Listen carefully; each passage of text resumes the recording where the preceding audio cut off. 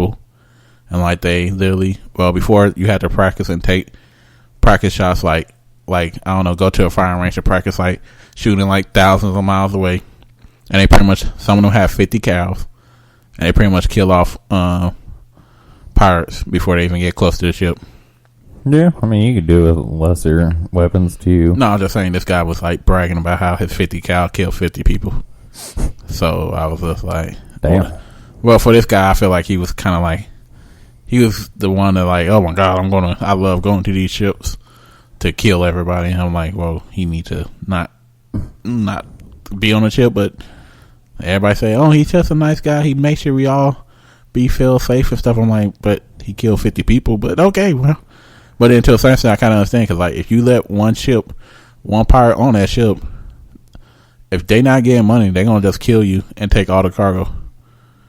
Yeah, pretty much. Or try their hardest to find out how to get all the cargo. Because the ship people could put the thing for the Coast Guards to come try to help, but by the time you gotta remember, most Coast Guards in the middle of the sea not gonna carry. Not going to be flying airplanes all day. They're going to have to get the boat ready, get a certain amount of people ready, and go out there. Yep, pretty much. That's the sad part. And not only that, you got to also remember that, like, even when you stop the boat, your boat's still moving. So you could send the Coast Guard one what's it called? Longitude and latitude, but then by the time they get there, you'd be a completely different place. Yeah, well, boats move pretty fast, though. And you gotta remember, if they get hit by a storm, like it's gonna take even longer. So just pray that you not in that situation. But they do make good money. Like if y'all ever in need of money, become a deckhand. But you've swabbed a lot of decks. All right, well, that joke went down the drain. I'm just saying become a deckhand because, but it's only if you don't have family. Because you have family, you're going to be on the ship for 6 months to 8 months. And some people's wives may not agree with, you being gone if they have kids and stuff for that long. But they make over like $100,000.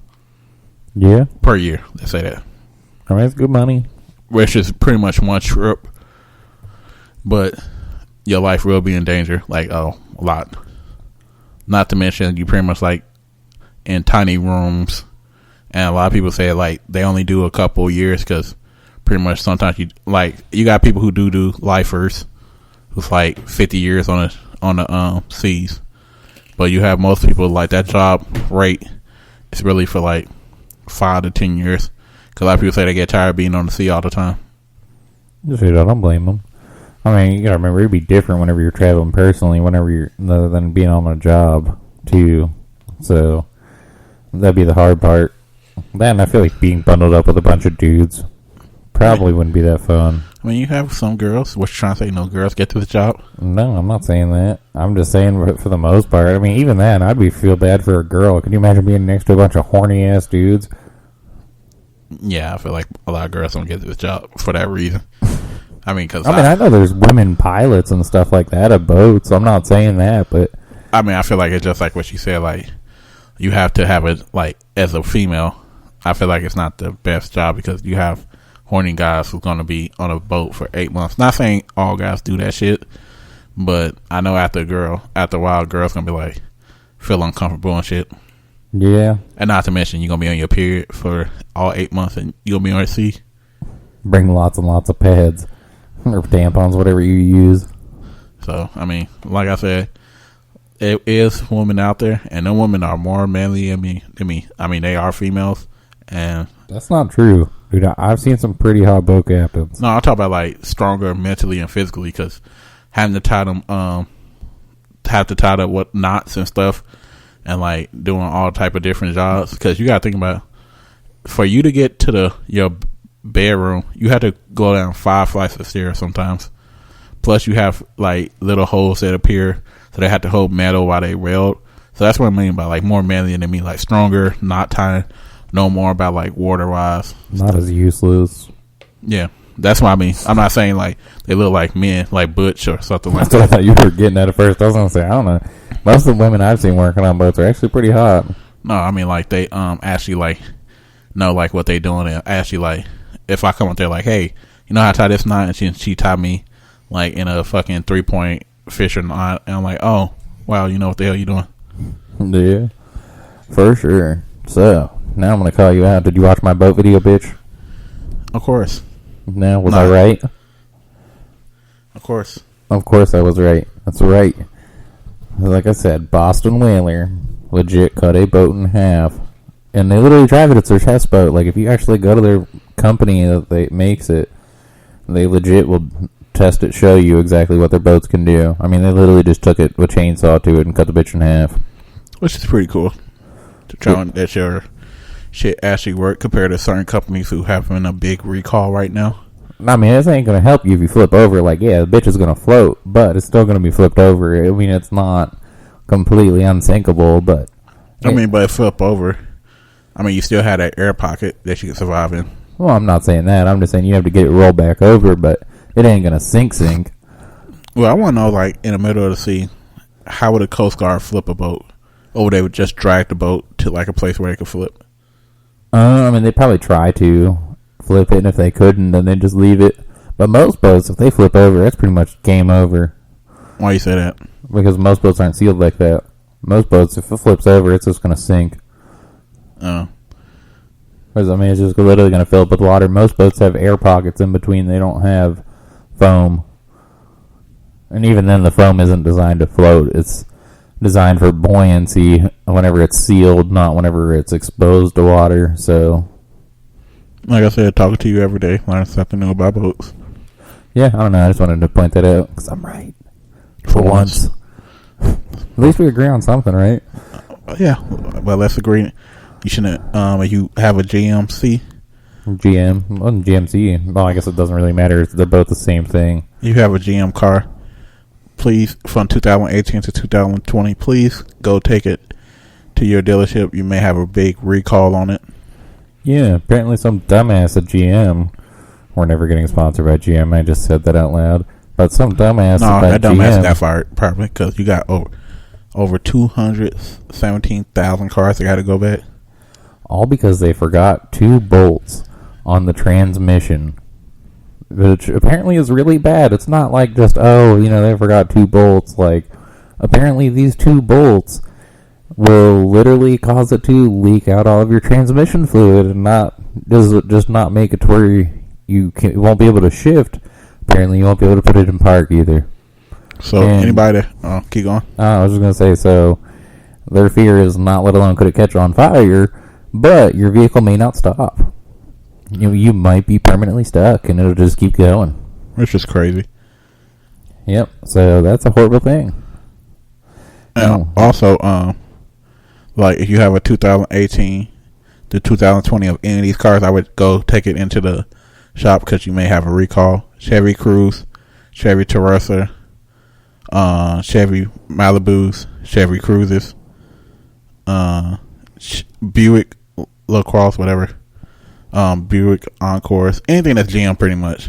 Except for their trucks. I noticed that wasn't on their list. But like the 2 bolts was missing from the stop and start mechanism, and that allowed the fluids to leak.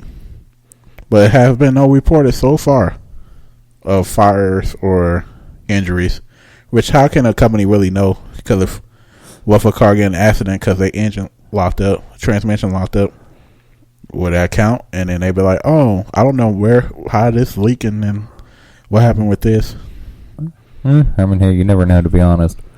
But, I mean, that's just crazy. Like, I mean, I don't understand how that managed to slip by. Oh, I feel like a whole plant got fired. Because that's a big thing that just went through.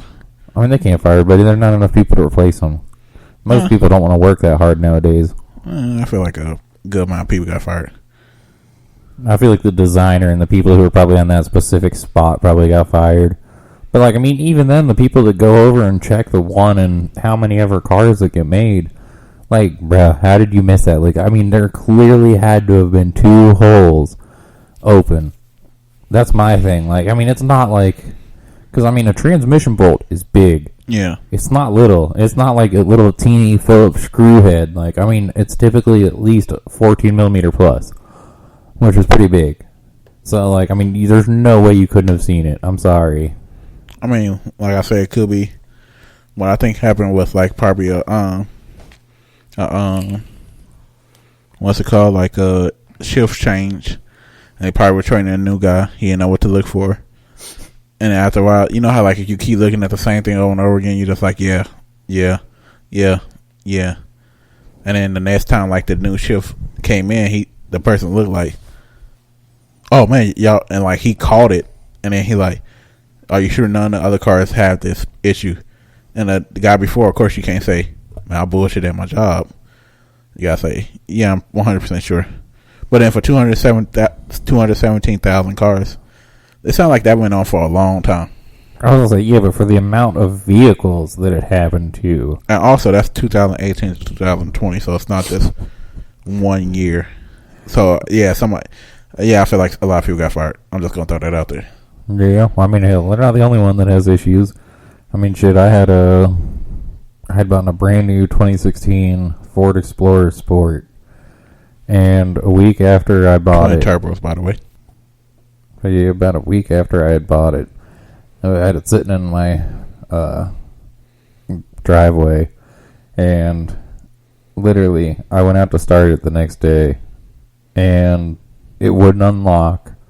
The key wouldn't unlock it. There was nothing I could do.